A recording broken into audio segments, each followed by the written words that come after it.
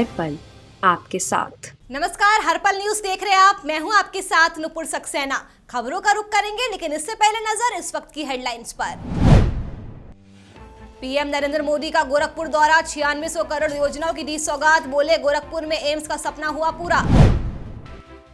आंदोलन में मारे गए किसानों की लिस्ट लोकसभा में दिखाकर बरसे राहुल गांधी, बोले मोदी सरकार दे मुआवजा, मेरे पास सभी मृत किसानों के नाम।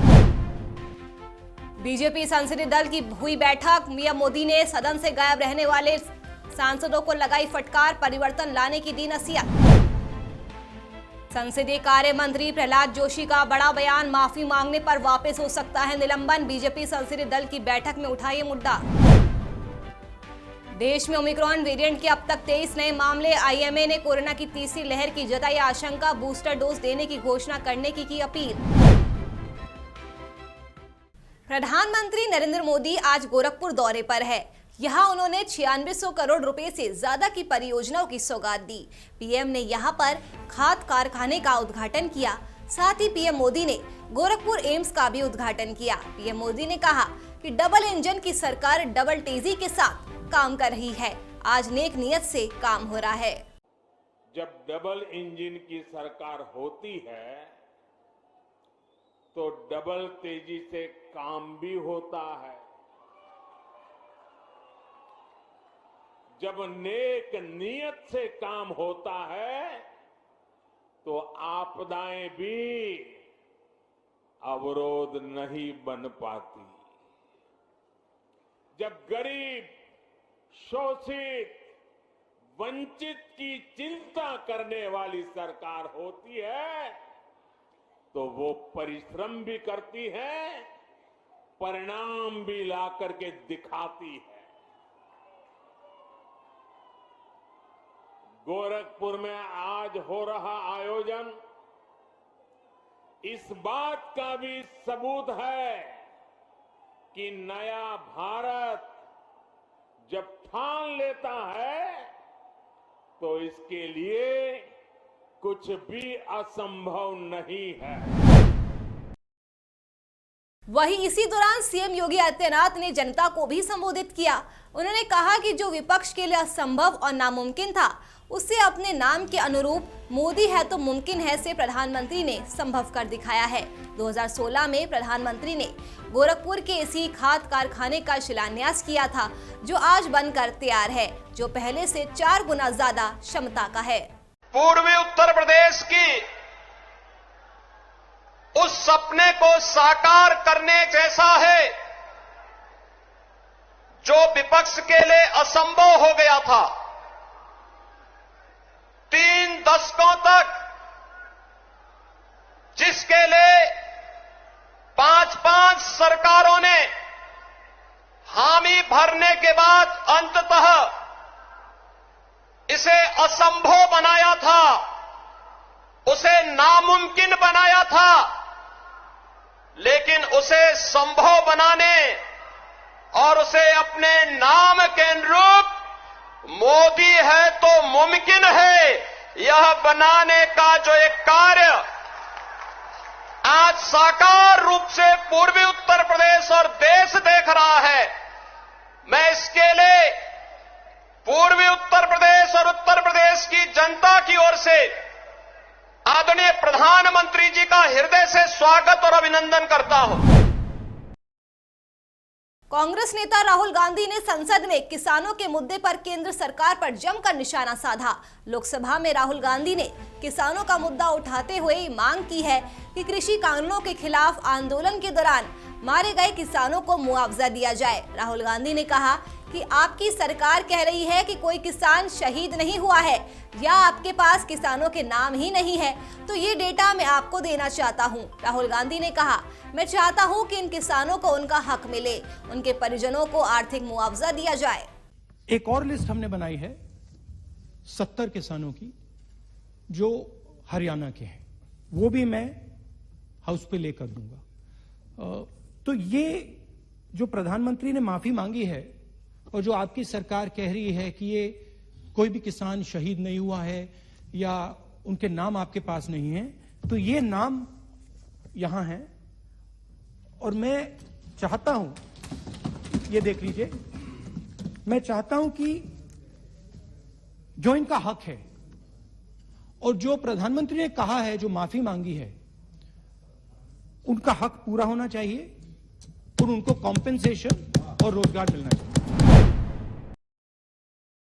संसद के शीतकालीन सत्र से पहले मंगलवार को बीजेपी के संसदीय दल की बैठक हुई। पीएम मोदी की अध्यक्षता में हुई इस बैठक में बीजेपी के वरिष्ठ मंत्री मौजूद रहे। इस दौरान पीएम मोदी ने संसद में सांसदों की गैर हाजिरी पर चिंता जताई। उन्होंने अनुपस्थित रहने वाले सांसदों को फटकार लगाते हुए कहा कि अगर बच्चों को कोई बात बार बार कही जाए तो वे भी ऐसा नहीं करते हैं। कृपया कर परिवर्तन लाइए, वरना परिवर्तन खुद ब खुद हो जाएगा। बैठक के दौरान 15 नवंबर को बिरसा मुंडा जयंती की घोषणा के लिए प्रधानमंत्री का सम्मान भी किया गया।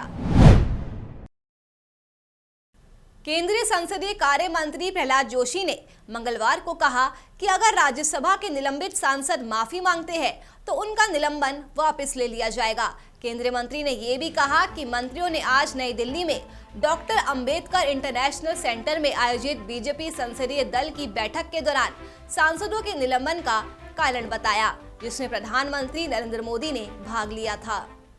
हमने नहीं, उसमें तो पीएम साहब इधर निर्देश देने का इसमें सवाल ही नहीं है। माननीय प्रधानमंत्री जी, इसमें सवाल कोई कहने का जरूरत नहीं है। हम सब निर्णय लेके माननीय प्रधानमंत्री जी का भाई मार्गदर्शन लेके और हम सब लोग निर्णय लिया है, उनको बता दी दिया है कि इफ यू अपोलोगाइज, आप अगर माफी मांगते हैं तो जो आपने किया है सब देश देख चुका है। The country has witnessed it and it is on record. इसीलिए आप अगर क्षमा प्रार्थना करते हैं तो हम आज ही देने के लिए, वापस लेने के लिए तैयार। आम आदमी पार्टी के प्रमुख और दिल्ली सीएम अरविंद केजरीवाल पंजाब दौरे पर रहे। उन्होंने जालंधर के करतारपुर विधानसभा क्षेत्र में पहुंचकर महिला सशक्तिकरण मुहिम की शुरुआत की। इस दौरान केजरीवाल ने पंजाब सीएम चरणजीत सिंह चन्नी पर जमकर निशाना साधा। उन्होंने कहा कि मैंने ऐलान किया है कि 18 साल से ज्यादा उम्र की हर महिला को हम 1000 रुपए हर महीने देंगे। चन्नी साहब बोले कि केजरीवाल काला है, ये उल्टी सीधी बातें करता है। मैं काला हूँ तो क्या हुआ, दिल वाला हूँ, मेरी नीयत साफ है। 1000 रुपए दूंगा। चन्नी साहब बोले ये केजरीवाल काला है, ये उल्टी सीधी बातें करता है। मैं काला हूँ, मैं मानता हूँ मैं काला हूँ। मैं आपसे पूछना चाहता हूँ, यहाँ जितनी मेरी माँ बैठी हैं, मैं सारी माओं से पूछना चाहता हूँ, आपको काला बेटा पसंद है नहीं पसंद? केजरीवाल पसंद है, फिर ठीक है। मैं यहाँ मेरी बहनें बैठी हैं, आपको काला भाई पसंद है नहीं पसंद? पसंद है। चन्नी साहब देख लें, मैं काला हूं तो क्या हुआ, दिल वाला हूं। मेरी नीयत साफ है। मैं काला हूं, मेरी नीयत साफ है। 18 दिसंबर को प्रधानमंत्री नरेंद्र मोदी शाहजहांपुर के दौरे पर आएंगे। वहां पर पीएम मोदी जिले से निकलने वाले गंगा एक्सप्रेसवे और हवाई पट्टी का शिलान्यास करेंगे। प्रधानमंत्री मोदी शाहजहांपुर वासियों को कई योजनाओं की सौगात भी देंगे और जनसभा को संबोधित भी करेंगे। पीएम मोदी के आगमन के लिए जिला अधिकारी और पुलिस अधीक्षक ने जनसभा स्थल पर जाकर वहां की तैयारियों का जायजा लिया। अभी प्रस्तावित कार्यक्रम में माननीय प्रधानमंत्री जी का 18 दिसंबर 2021 को जनपद शाहजहांपुर में गंगा एक्सप्रेसवे जो कि मेरठ से प्रयागराज तक जा रहा है, उसका शुभारंभ करेंगे और उसका शिलान्यास का कार्यक्रम है यहाँ पर, और एक जनसभा भी होगी। तो उसके मद्देनजर ये एक रोजा रेलवे ग्राउंड है जहाँ पर माननीय प्रधानमंत्री जी के जनसभा आयोजन स्थल की तैयारियाँ की जा रही हैं और इसको लेकर जो हमारा फील्ड स्टाफ है मौके पे काम कर रहा है। तो ये हमारे लिए सौभाग्य की बात है जनपद शाहजहांपुर के लिए कि माननीय प्रधानमंत्री जी का यहाँ पर आगमन हो रहा है और मुझे पूरा भरोसा है कि हम लोग समय से सारी व्यवस्थाएं पूर्ण कर लेंगे। उत्तर प्रदेश के आगामी विधानसभा चुनाव को लेकर सत्ताधारी बीजेपी पूरी ताकत से तैयारियों में लगी हुई है। सूत्रों के मुताबिक बीजेपी ने मुख्यमंत्री योगी आदित्यनाथ और दोनों डिप्टी सीएम यानी डॉक्टर दिनेश शर्मा और केशव प्रसाद मौर्य को भी चुनाव में उतारने का फैसला किया है। दोनों उप मुख्यमंत्री और मुख्यमंत्री उच्च सदन यानी विधान परिषद के सदस्य है। ऐसे में नेताओं के चुनाव लड़ने के लिए अब विधानसभा सीट की तलाश भी शुरू हो चुकी है। कोरोना वायरस के नए स्वरूप ओमिक्रॉन को लेकर बढ़ती चिंता के बीच आईएमए ने सोमवार को केंद्र सरकार से स्वास्थ्य कर्मियों, अग्रिम मोर्चा कर्मियों और कमजोर इम्यूनिटी वाले व्यक्तियों के लिए कोविड रोधी टीके की बूस्टर डोज देने की घोषणा करने का अनुरोध किया है।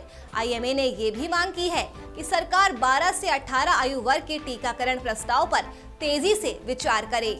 देश में ओमिक्रॉन के 23 मामले अब तक सामने आ चुके हैं।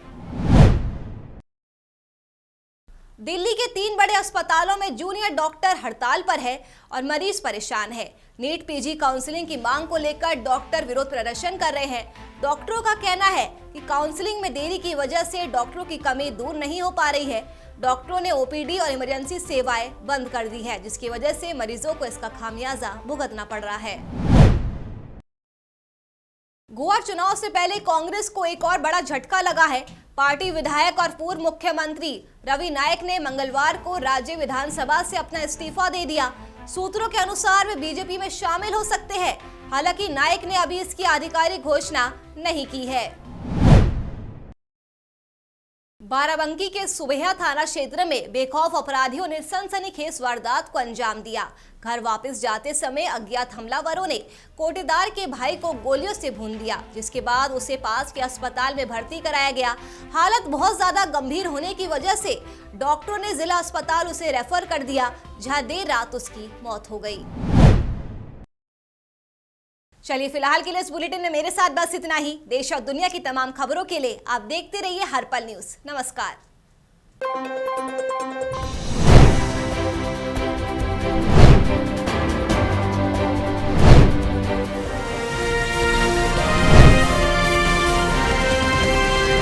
हर पल आपके साथ।